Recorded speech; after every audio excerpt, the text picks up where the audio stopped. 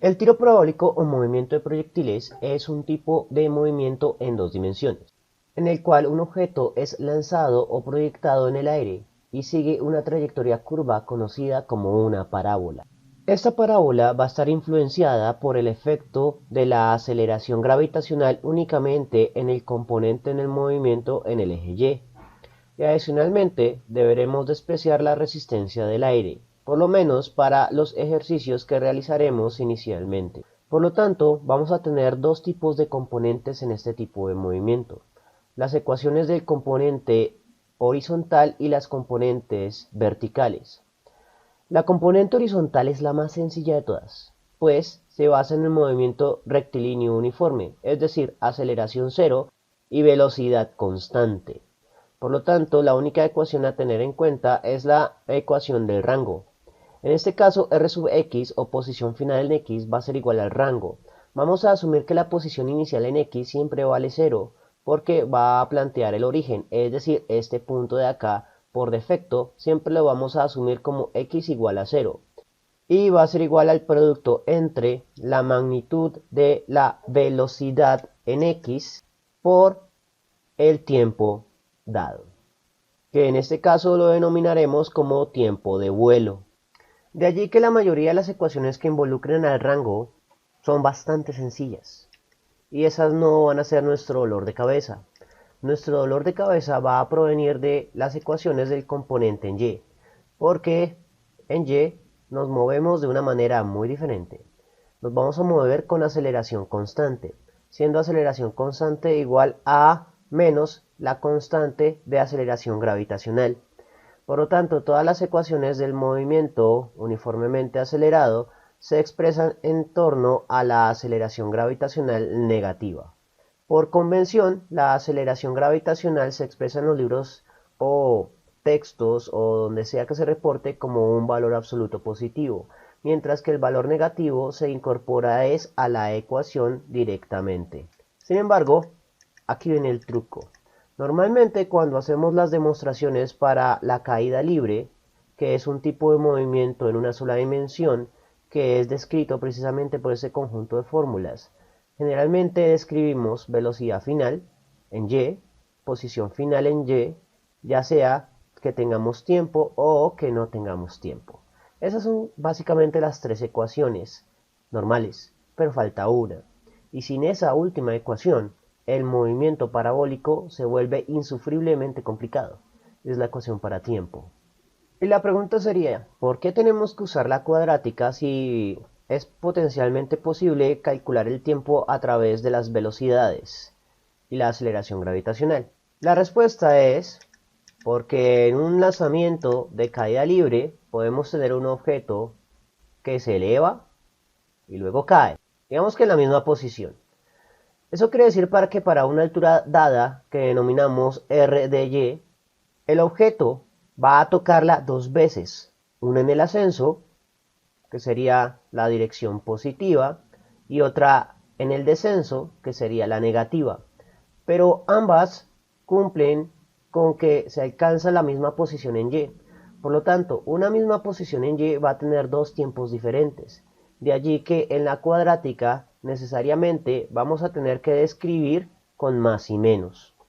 Y este tipo de problemas es mucho más importante en el movimiento parabólico, porque en el movimiento parabólico sí tenemos un arco mucho más pronunciado y nuevamente para una posición final en Y o altura dada, el objeto lo va a alcanzar en un movimiento de ascenso y lo puede volver a alcanzar en un movimiento de descenso. Por lo tanto, una misma altura puede corresponder a dos rangos y a dos tiempos diferentes. La única altura que no cumple eso es el vértice de la parábola, en el cual solo se alcanza una vez y solo se tendrá un tiempo. En consecuencia, para cualquier posición en Y que no sea su altura máxima, vamos a tener el problemita de la cuadrática. Y como normalmente no la demostramos en caída libre, entonces, sin esta fórmula, el movimiento parabólico se vuelve muy difícil de modelar. Así que procedemos a hacer una primera demostración en caso de que cuando hayamos visto nuestra lección de movimiento de caída libre no hayamos hecho el despeje para tiempo.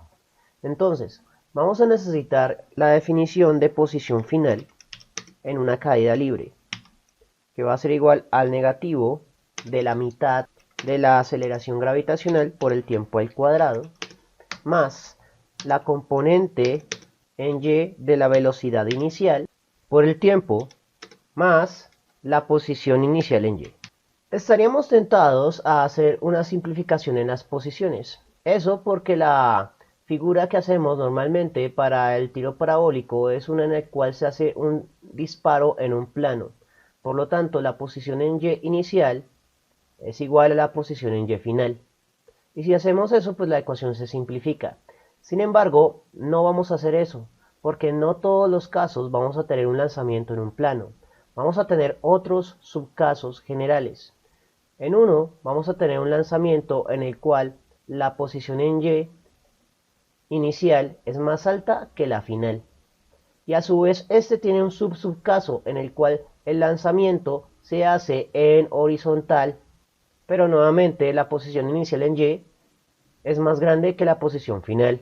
A este subcaso se lo denomina como movimiento semiparabólico, pero la idea es no tener ecuaciones diferentes para cada subcaso, sino tener una batería de ecuaciones lo suficientemente general que nos permita resolver el escenario con la cantidad mínima de modificaciones. Finalmente, el último subcaso es en el cual la posición inicial en y es más baja que la posición final.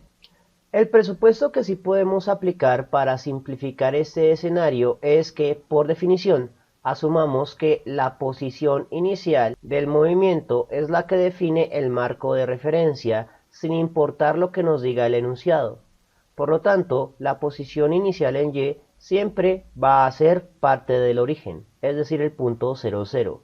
De allí que podemos cancelar la posición inicial en y porque asumimos a priori, por definición, que vale 0, al ser parte del origen, lo cual permite cancelar ese término, y ahora sí podemos igualar a 0 pasando la posición final a restar, con lo cual obtenemos esta expresión que es una cuadrática.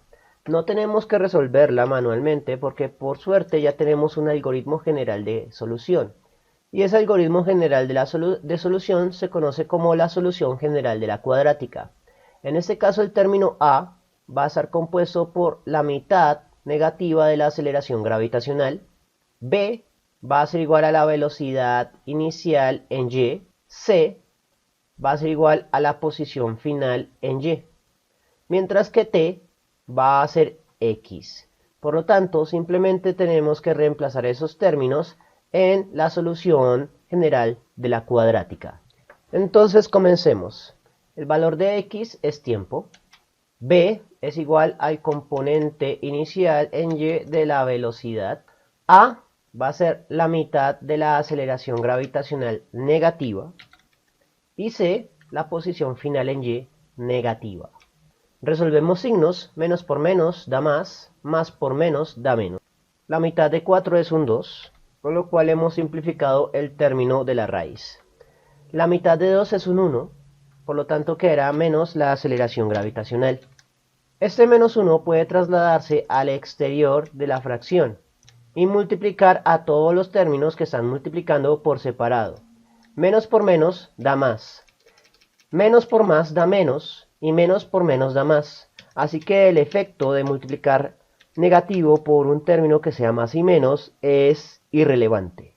Lo único que hemos logrado cambiar es el signo de la componente inicial de la velocidad en y, con lo cual hemos obtenido la fórmula necesaria para poder hacer el cálculo del tiempo para más y menos, es decir, para un tiempo de ascenso y un tiempo de descenso, lo cual nos permitirá calcular un rango mínimo y un rango máximo, porque recuerde que la ecuación de rango depende de tiempo, así que vamos a tener dos tiempos diferentes, excepto cuando estemos manejando altura máxima. Es muy común que durante las demostraciones de la caída libre ignoremos, por lo tanto, esta solución general para el tiempo, pero sin ella entender el tiro parabólico puede tornarse un poco complicado.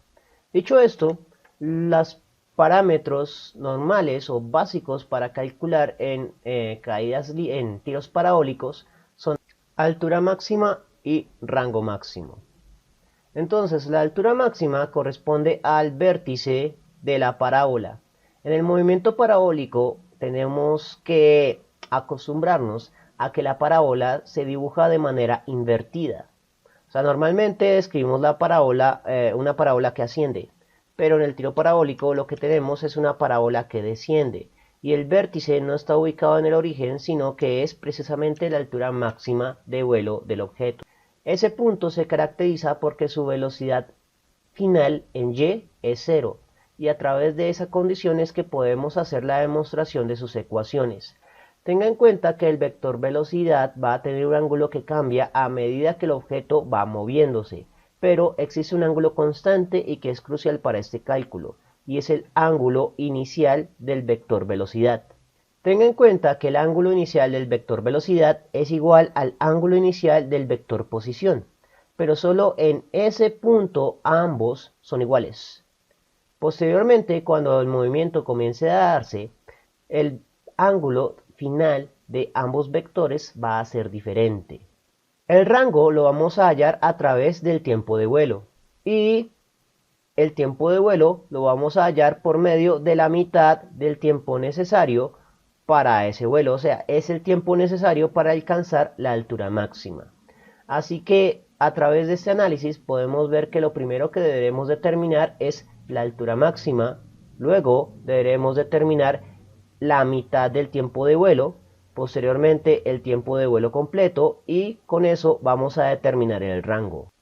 Este escenario tiene ecuaciones relativamente sencillas porque el vértice de la parábola es único. Por lo tanto, no deben haber ecuaciones que posean el término más y menos. Y eso implica que para estos altura máxima y rango máximo no debe aparecer una solución cuadrática. Entonces, lo primero que voy a hacer es definir las ecuaciones para la componente en y. La velocidad final en y va a ser igual a la velocidad inicial en y, más el negativo de la aceleración gravitacional por el. Teniendo en cuenta que el enunciado lo que nos va a dar es la velocidad como tal.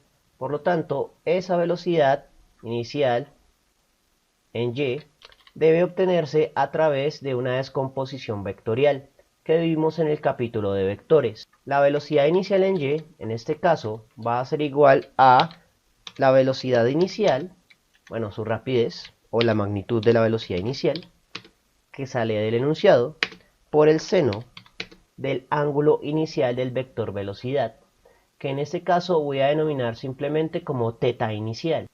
Esto para distinguirlo de θ final en caso de que tengamos enunciados en los cuales nos pidan determinar el ángulo final del vector velocidad, ya que si tenemos parámetros diferentes con el mismo símbolo, vamos a tener indefiniciones y problemas analíticos. Hecho esto, también es necesario tener el componente en x que sale del coseno de los mismos parámetros.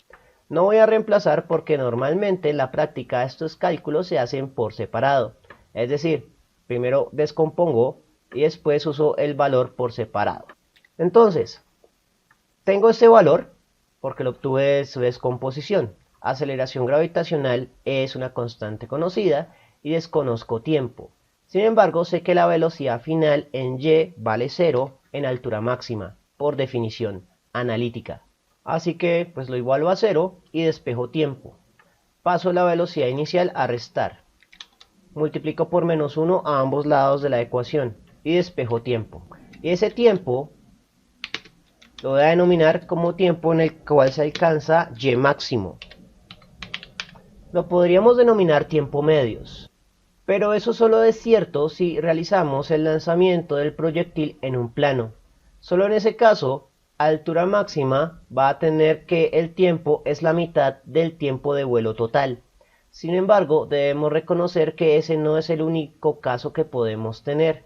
Por ejemplo, en caso de que el proyectil salga desde una altura más grande, en ese caso, el punto en el cual se alcanza la altura máxima nos va a dar una distancia que va a dar un tiempo de altura máxima mucho más bajo que el tiempo de vuelo total.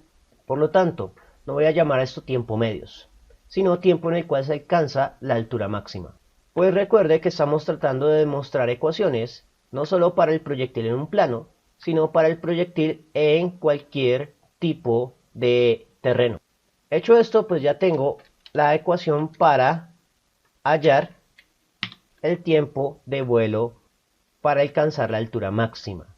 Y con esto podremos determinar la posición o altura máxima, invocando la ecuación de posición. Nuevamente voy a asumir a priori que la posición inicial en Y vale 0 por definición. Sin importar lo que diga el enunciado, debemos modificarlo de forma tal que la posición inicial en Y siempre sea 0 o el origen. Eso nos permite simplificar este término. Y reemplazamos el valor de tiempo por el que despejamos para el tiempo en el cual se alcanza la altura máxima. De forma tal que la posición que alcancemos aquí sea la posición en Y máxima. Así que lo único que queda es resolver el álgebra. Elevamos aquí todos los términos al cuadrado. Este multiplica a su correspondiente. Aceleración gravitacional que multiplica se cancela con una aceleración gravitacional que divide. Extraemos factor común. Resolvemos la suma algebraica interna y expresamos de manera elegante. Con lo cual llegamos a una de las soluciones posibles para Y máxima. Normalmente esta ecuación se expresa en su forma descompuesta. Es decir, este término se reemplaza y se resuelve el álgebra. Y otra ecuación válida para resolver esto es tomar esta ecuación, descomponer este cuadrado y reconocer que este término es igual al tiempo en el cual se alcanza la altura máxima. Cualquiera de las tres expresiones es válida, porque hacen parte de una igualdad. Sin embargo, normalmente los libros de texto nos dan esta expresión, aunque me parece práctica esta otra al ser más corta y al tener en cuenta más el procedimiento real que se hace al resolver ejercicios triviales. Sin embargo, la de en medio tiene también su virtud, porque es la que representa el fenómeno físico. Es decir, es aquella en la cual se nos está diciendo que la altura máxima en Y es aquella que depende del tiempo en Y máximo. Así que todas las ecuaciones pues tienen algún sentido y algún propósito. Ahora viene la cosa. La ecuación para el rango dependerá si hicimos el lanzamiento en un plano o si hicimos el lanzamiento en tipos de terreno diferente. Para esta primera serie de ecuaciones voy a asumir a priori que el lanzamiento se hizo sobre un plano. Por lo tanto, la posición inicial en Y es igual a la posición final en Y.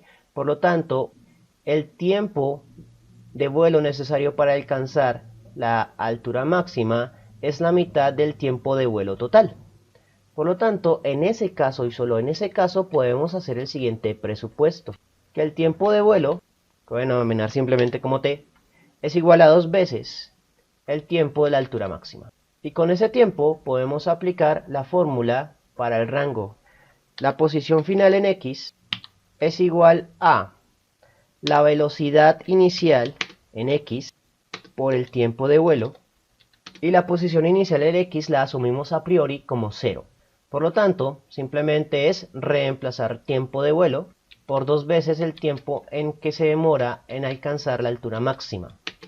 Y a su vez ese término se puede reemplazar por su definición. Y aquí es donde viene la cosa un poco complicada. Normalmente los libros de texto nos van a dar esta fórmula, pero para la descompuesta trigonométrica, por una razón que no explica normalmente. Y es que cuando tenemos en cuenta la identidad trigonométrica que sale de estas dos, vamos a poder determinar por qué el ángulo de alcance máximo es 45 grados.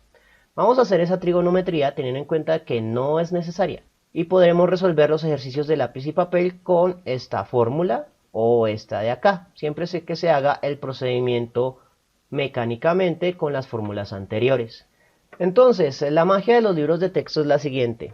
La componente en X se reemplaza por esto. La componente en Y se reemplaza por esto. Y aparece una identidad trigonométrica que solo se sabría alguien que sepa mucha trigonometría. y es el producto entre el seno, el coseno y 2. El producto entre esos tres términos se puede simplificar como el seno de 2 veces el ángulo θ, porque es una identidad trigonométrica, o sea, esto no es un aspecto físico como tal, sino una magia matemática que sale de la trigonometría relativamente avanzada. Y multiplicamos esas dos velocidades iniciales, bueno, sus magnitudes o rapidez inicial, con lo cual obtenemos la expresión estándar de libros de texto para calcular el rango máximo en X, asumiendo, nuevamente, que el lanzamiento se haga sobre un plano. Así que en resumen, las ecuaciones para el algoritmo de solución para este tipo de escenarios es descomponer el vector de velocidad inicial en su magnitud en Y y su magnitud en X, porque el enunciado nos va a dar la velocidad inicial, que vamos a tomar su magnitud, y nos va a dar el ángulo inicial de esa velocidad. Luego vamos a hallar el tiempo en el cual se alcanza la altura máxima, empleando la componente en Y de la velocidad inicial que calculamos en el paso anterior. Posteriormente vamos a determinar el rango máximo, empleando esta expresión, bueno, alguna de las tres. Se aconseja usar esta porque es la más sencilla, y además porque en el primer paso ya calculamos la componente inicial de la velocidad en Y, así que simplemente hacerlo con la expresión más fácil. Posteriormente vamos a hallar el tiempo de vuelo y por último el rango. Nuevamente aquí tenemos varias expresiones para escoger, pero lo más conveniente es usar la ecuación más sencilla, porque ya tenemos el tiempo de vuelo que calculamos en el paso anterior y ya tenemos la componente en X del vector velocidad inicial que calculamos casi al principio del ejercicio. Así que esas serían las ecuaciones a emplear, teniendo en cuenta que las formas más complejas tienen propósitos diferentes. Especialmente esta última, que es la que se usa para demostrar por qué el ángulo de lanzamiento óptimo para obtener el mayor rango es 45 grados. Sin embargo, también podemos enfrentarnos a otro tipo de escenarios en el trío parabólico, y es cualquier altura y cualquier rango. Cualquier altura es el más problemático de todo. ¿Por qué? Para una altura diferente de la altura máxima, el proyectil lo va a tocar dos veces, una en el ascenso, otra en el descenso, y por lo tanto tendremos dos rangos, un rango mínimo y un rango máximo. Adicionalmente podemos tener otros dos tipos de lanzamiento en proyectiles que hemos mencionado anteriormente, cuando la posición inicial es mayor que la final o cuando la posición inicial es menor que la final. En esos casos, la mayoría de las ecuaciones funciona menos esta. Este presupuesto de que el tiempo de vuelo es dos veces el tiempo en el cual se alcanza la altura máxima deja de ser cierto. Y por lo tanto esta ecuación debe ignorarse y emplearse otra ecuación que sí pueda determinarnos para cualquier tiempo. Y esa ecuación ya la demostramos anteriormente porque es la ecuación de la caída libre para el despeje del tiempo, que es la forma cuadrática. Para el algoritmo es conveniente descomponer este cálculo, porque es pesado en el procedimiento. Así que lo que se aconseja es primero calcular el valor de la raíz, que va a ser igual a esta expresión. Por lo tanto, eso se convierte en raíz. Y como esto es más y menos, vamos a tener dos tiempos. El tiempo con el menos es el tiempo mínimo de vuelo. Y el tiempo para el más es el tiempo máximo de vuelo. Y ya con el tiempo mínimo y el tiempo máximo, los rangos se vuelven triviales, porque se calcula como la posición final en X igual a la rapidez inicial en X por el tiempo de vuelo. Y tiempo de vuelo se reemplazará por tiempo mínimo y tiempo máximo, lo cual implica que vamos a tener dos rangos, un rango en X mínimo para tiempo mínimo y un rango en X máximo para tiempo máximo, con lo cual alcanzamos las ecuaciones necesarias para el algoritmo. Tenga en cuenta que como aquí aparece la posición final en Y va a ser diferente de 0, eso implica que estas ecuaciones van a funcionar ya sea para un lanzamiento en un plano horizontal, ya sea para un lanzamiento hacia una posición más alta o ya sea para un lanzamiento en una posición más baja. Solo debemos tener en cuenta un pequeño detalle en el tercer caso. Como en ese caso estamos haciendo un lanzamiento desde una altura más alta, la parábola sufre este movimiento. La posición final es esta de acá. Significa que esto se calcula con el rango máximo. La que se calcularía con el rango mínimo representaría completar la parábola hacia atrás, pero como este movimiento nunca se realizó, entonces aquí no es posible hablar de un rango mínimo. Así que si estamos trabajando un lanzamiento de proyectiles desde una altura más alta, la única solución que tiene sentido físico es la solución positiva. Mientras que si estamos trabajando un lanzamiento desde una altura más baja, la cosa dependerá de si lanzamos muy cerca de la pared o no. En general, si el muro se encuentra más cercano que el rango necesario para alcanzar la altura máxima, entonces solo tendrá sentido físico la solución mínima. Pero si la pared se encuentra más lejana que el punto o rango necesario para alcanzar la altura máxima y además la altura de la pared es menor que la altura máxima del proyectil, entonces van a tener sentido la mayoría de las soluciones, tanto positivas y negativas, excepto aquellas en las cuales la altura sea más baja que la altura de la pared. Así que hay que hacer un análisis cualitativo necesariamente, por lo que aunque las ecuaciones desplegadas aquí son poderosas, deberán aplicarse con cuidado para evitar dar una solución que sea físicamente imposible. En conclusión, para el algoritmo en el cual debamos determinar cualquier altura y cualquier rango, aparte de la descomposición vectorial y calcular los valores máximos en y, la cosa se vuelve complicada para hallar el tiempo de vuelo.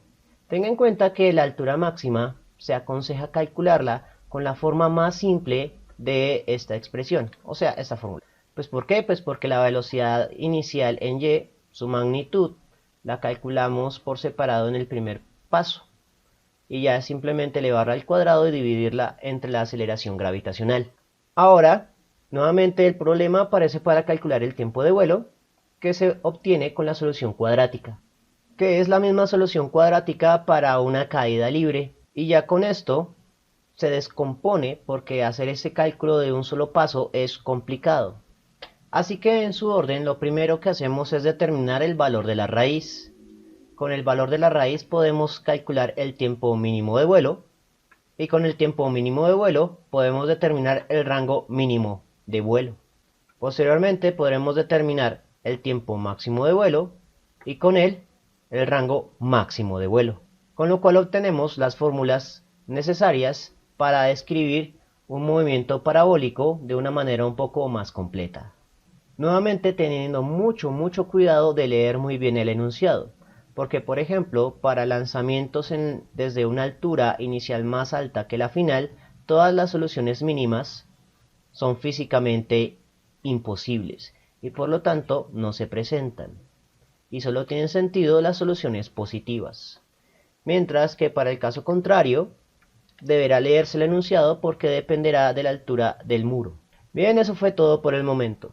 En la descripción del video voy a dejar enlaces a más ejercicios de proyectiles y movimiento en dos dimensiones. Si les gustó el video no olviden suscribirse, darle like y especialmente compartirlo. Eso mantiene vivo a este canal y nos vemos en una próxima oportunidad.